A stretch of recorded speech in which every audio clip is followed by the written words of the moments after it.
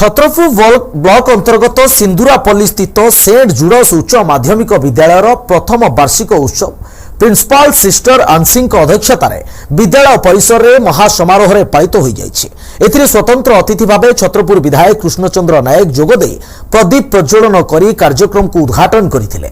छात्र छात्री माने भल पाठ पढ़ी जड़े सुनागरिक हेबा निमंते विधायक श्री नायक समस्त को परामर्श देते। शिक्षा सहित समस्ते खेल प्रति आग्रह प्रकाश करने दरकार बोली कहिथिले।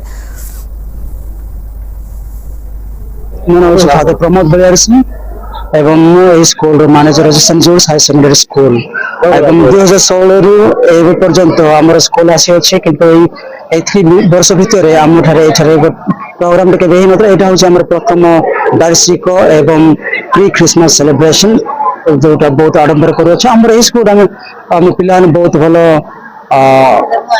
माने